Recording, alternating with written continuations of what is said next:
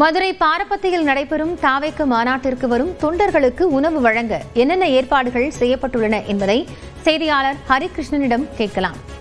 ஹரிகிருஷ்ணன், மாநாட்டிற்கான ஏற்பாடுகள் ஒருபுறம் தயார் நிலையில் இருக்கிறது. இதுல நிறைய தொண்டர்கள் வரக்கூடும் என்று எதிர்பார்க்கப்படுகிறது. உணவிற்கான ஏற்பாடுகள் எப்படி இருக்கிறது?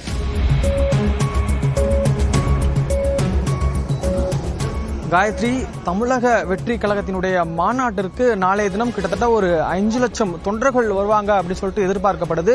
மாநாட்டிற்கு வரக்கூடிய தொண்டர்களுக்கு தமிழக வெற்றி கழகம் அந்த கட்சியின் சார்பிலே இந்த நொறுக்கு தீனிகள், பிஸ்கெட், வாட்டர் பாட்டில், அப்புறம் இந்த மிக்சர் பாக்கெட்லாம் அவங்க அந்த மாநாட்டு திடலில் உள்ள போகும்போதே அவங்க அதிகாலையிலே கொடுக்க ஆரம்பிச்சிடுறாங்க. ஆனா உணவு தட்டுப்பாடு அப்படிங்கிறது ஏற்படும். அந்த ஒரு காரணத்தினால அங்க அந்தந்த கட்சியினுடைய மாவட்ட செயலாளர்கள் தலைமையில வெளி மாவட்டங்களிலிருந்து வரக்கூடிய தொண்டர்களுக்கு அந்த வேன்லயே 3 வேளையும், காலை மதியம் இரவு என 3 வேளையும் சாப்பாடு கொடுக்கறதாவும் ஒரு திட்டமிட்டு இருக்காங்க.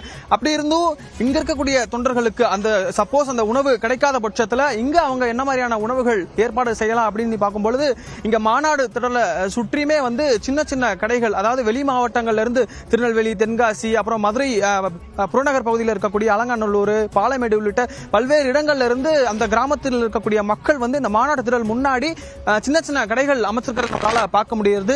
குறிப்பா கரும்புச்சார் கடை, ஜிகர்தண்டா கடை, அப்புறம் இந்த பருத்திப்பாலை உணவு கடை, இப்படி நிறைய கடைகள் இந்த மாநாட்டை சுத்தி சுமார் 500க்கும் மேற்பட்ட கடைகள் இங்கு அமைக்கப்பட்டிருக்கு. அப்படிங்கிறப்போ இந்த சாப்பாடு, உணவு தட்டுப்பாடு அப்படிங்கிறது இந்த தொண்டர்கள் மத்தியில் குறையும் அப்படி எதிர்பார்க்கப்படுது. இங்கேயும் இதை விட்டா நம்ம இந்த மாநாட்டு திடலை தாண்டி மாநாட்டு திடல்ல இருந்து 2 கிலோமீட்டர் தொலைவில் அமைந்திருக்கக்கூடிய அந்த ஆவியூர் கிராமத்தில் ஒரு 10க்கும் மேற்பட்ட ஹோட்டல் அப்படிங்கிறது அமைஞ்சிருக்கு. அதே மாதிரி இந்த மாநாட்டுக்கு வலதுபுறம் பார்க்கும்போது அங்க ஒரு 2 கிலோமீட்டர் தொலைவில் வளையங்குளம், இளையார்பதி என்ற கிராமத்தில் நிறைய ஹோட்டல்கள் நம்மளால இருக்கிறத பார்க்க முடியுது. இங்க ஒரு பாலமேட்ல இருந்து இங்க கடை போட்டு சமைச்சு தொண்டர்களுக்கு விற்பனை செய்யற இந்த சமைக்கிற காட்சிகளை நம்மளால பார்க்க முடியுது. நம்ம ஒரு அண்ணன் இருக்காரு, அவர்கிட்ட பேசலாம். அண்ணே, இப்போ நீங்க எந்த ஊர்ல இருந்து வரீங்க? இப்போ என்னென்ன சாப்பாடுலாம் நீங்க விற்பனை பண்ண போறீங்க? வெஜிடபிள் பிரியாணி, மதுரை மாவட்டம் பாலமேடு. இது வெஜிடபிள் பிரியாணி போடுறோம், முட்டையோட 50 ரூபாய்க்கு கொடுப்போம். இந்த மாநாடு மூலமா உங்களுக்கு பொருளாதார ரீதியா உங்களுக்கு என்ன மாதிரியான ஒரு லாபம் கிடைக்குதுன்னு நீங்க நினைக்கிறீங்க?